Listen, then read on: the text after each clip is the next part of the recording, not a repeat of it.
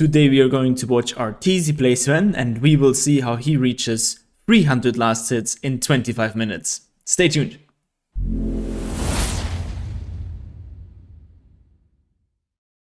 Alright, let's get into some basic farming patterns.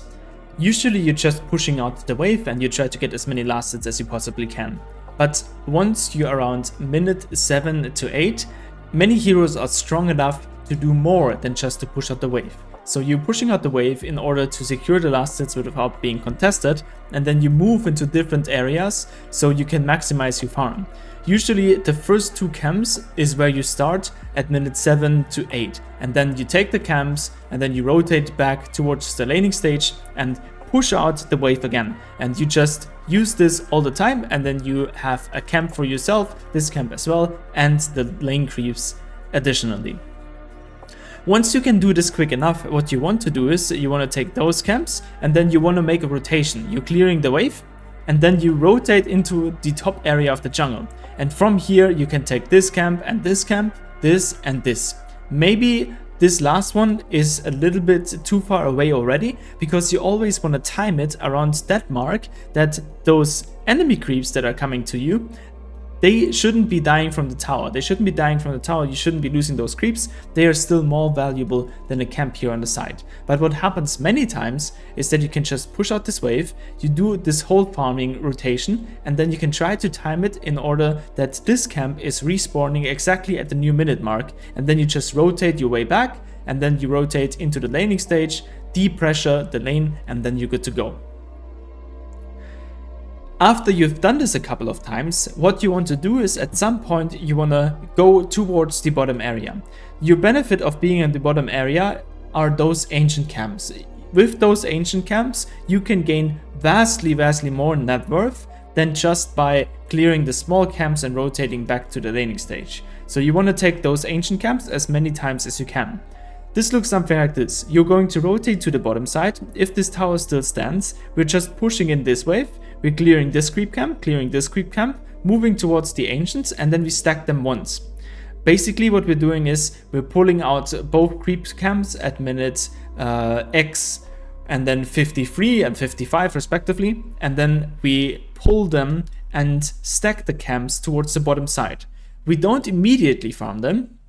We are going to take away the enemy farm and we are de-pushing this wave until the timing comes up close again, and at around the 40-second marks we are going to move from here again towards the top side, and then we basically stack those camps again, and then we can farm them and have a huge advantage in net worth.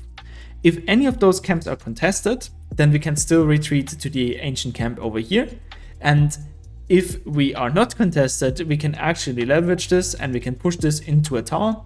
If we can push it into a tower and we feel safe, we push it even further. We take a couple camps on the side here, and then we kind of rotate in a zigzag and always try to maximize as much as possible of the whole map.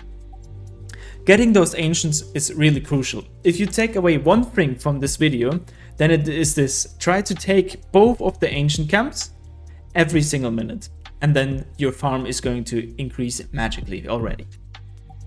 With that being said, let's look into an actual replay and let's see how people get a ton of farm in a realistic game.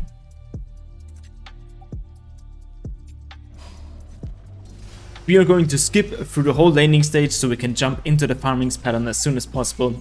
We just have to acknowledge that this guy has 30 last hits on the 5-minute mark already, which of course is a huge head start. If you want me to make another video on the detailed laning stage, how to use aggro, let me know in the comments.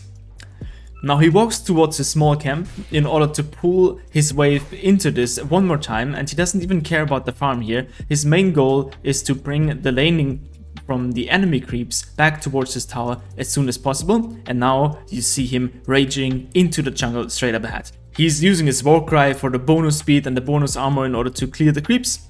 He has 3 points already in his cleave, and he's looking for his next item, the Morbid Mask. With the pouch that's finished, he has everything he needs as a setup to jungle. Immediately as he heads into the jungle camp, he looks at the minute mark and sees that minute 6 is coming up, so this is going to be his first stack that he's doing himself. Sadly, the boar stomped on the ground and it wasn't a stack, but we see the intention there. You always want to stack every creep camp that you can.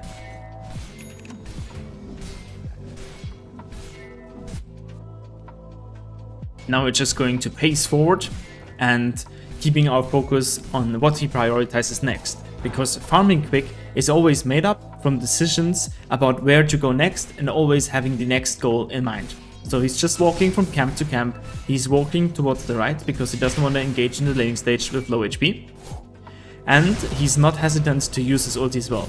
He's looking at the other side of the maps, but he's not engaging right now. He just used his ulti and he wants to clear as many camps as he can, as you see here also stacked. And now he rotates back towards the lane, sees that the duel is used,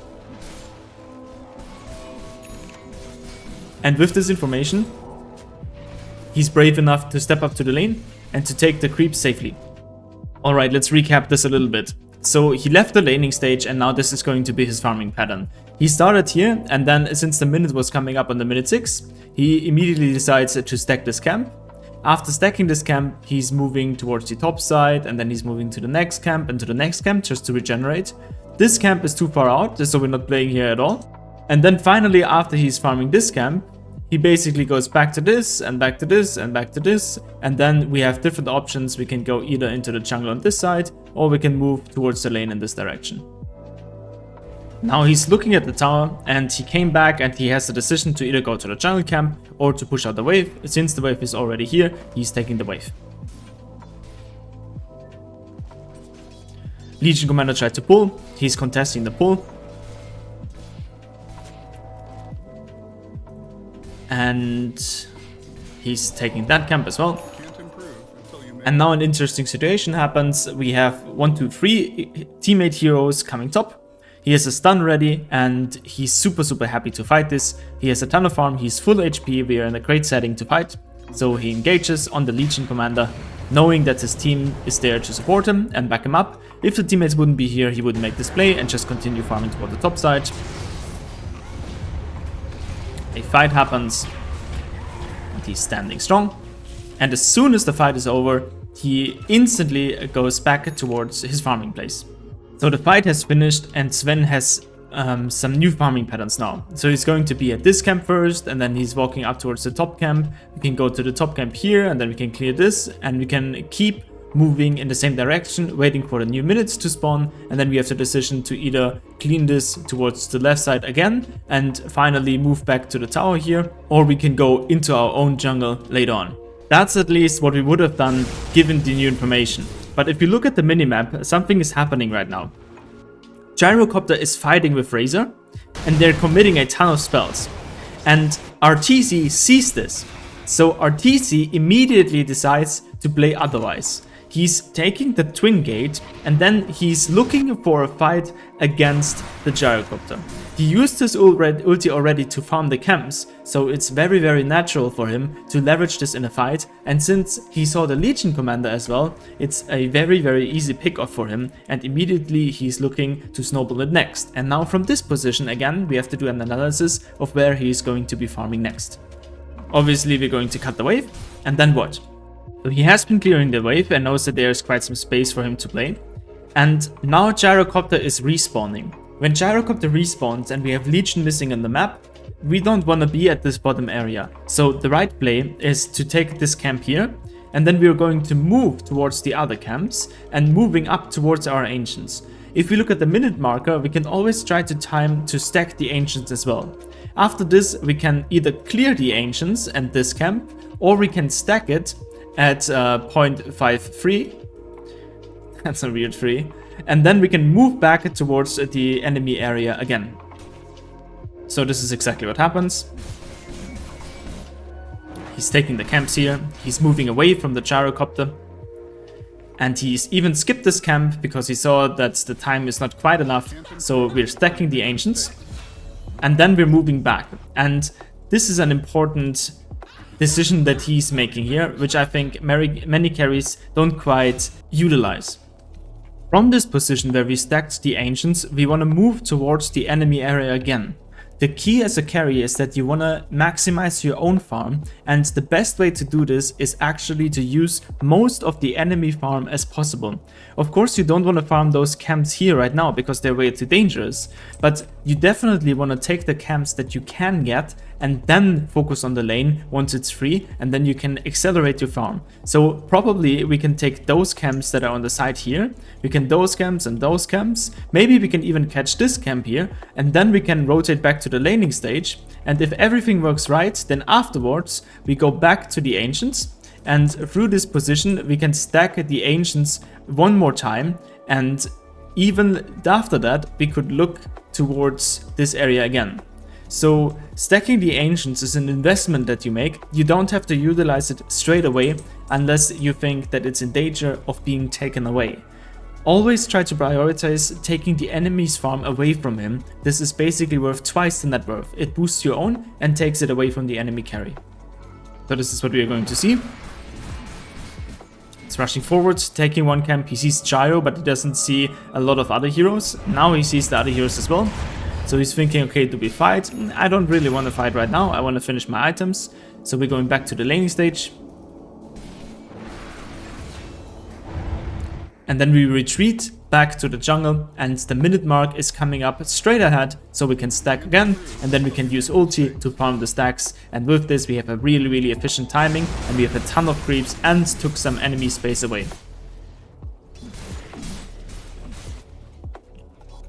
From this position we have many options that we can go for. We can go to take those camps again and move to the side here, take those camps. Important now is that we keep this lane pushed on the side here, and that we keep our timing on the ancients. We always want to farm the ancients and get those 2 stacks, or maybe even this third one, ready and off cooldown to be farmed. Getting the ancients here is the most important thing. The only reason why you would be changing this up is if you have opportunities to farm in different area of the map, or if you have to defend the towers, as RTZ does in this gameplay, for example. So he's moving to the bottom area, just as we said. He's pushing out the wave, even playing aggressive on IO, because he has information on the map that many heroes that pose a kill threat of him are not there. He's even looking to chase the IO here. And gets involved in a kill. Has his eyes on the other side of the map, and now the information changes a little bit, because what we're seeing is that there's a DD available for him, and as a Sven, of course, you always want to get the DD, and it doesn't seem to be contested. The Void is even that, so he pushes out the wave here and then decides pretty quickly to TP towards the mid lane, gets one wave here, realizes that the next wave here is coming in already as well, so he has a really good feeling of that, secures the DD first, gets the wave, and rotates back to the ancients.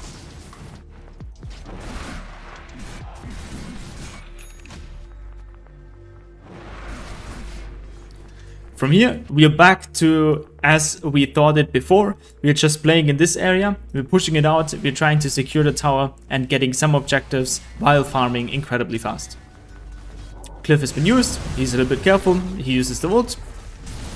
He's taking those camps, pushing even one more wave because he has information on the map again. So as you see, taking information on the map where a hero is, and if Legion already poses a kill threat, we can see that Legion doesn't have blink yet, so everything is fine.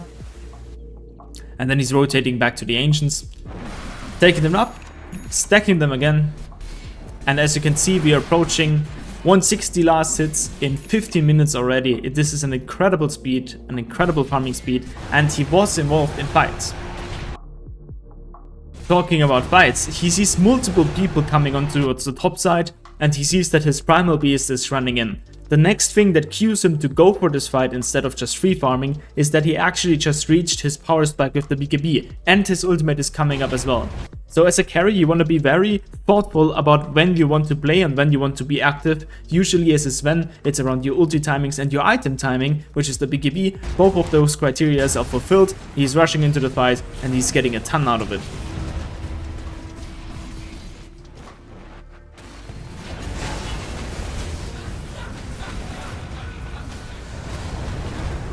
Beautiful to watch. Really aggressive. As soon as the fight is over, he's looking to go back to the farm. taking the enemy ancients because he knew he just fought there. Knows his limit really, really nicely, and even dives under the enemy tower. Immediately sweeps back towards the other lane. And now just has an incredible great sense of dominance and an incredible amount of last hits. And with this, we're closing in on 200 last hits in 18 minutes. And yeah, there you go. This is how you play early game. 9 kills already, 200 last hits, 18 minutes. All made by a laning stage that is really, really, really well done. So you get 30 last hits in basically 5 minutes as a Sven, and then you rotate correctly, you make a couple decisions that enable you to pick off kills that are free, but mainly you focus on stacking, on taking away the farm from the enemies and boosting your net worth. And if you do this consequently and you watch your own replay and you look at the patterns and you see where you're going, I think you will see quick improvements as well. And obviously from this point on in the game, it's gonna be relatively easy with such an incredible start. If you can keep this up, that will be just amazing. And this is of course why this guy just switched from rank 15 to rank 14 as we looked at it. Incredible. Alright guys, so much for this guide on the farming patterns. I hope you enjoyed it. Leave me a like and a subscription and let me know in the comments how I can improve this style of content. If you know any drawing or software editing tools, that would be amazing, of course, to improve those mini-map caricatures. And yeah, let me know what you want to see next, and I hope you have a wonderful week.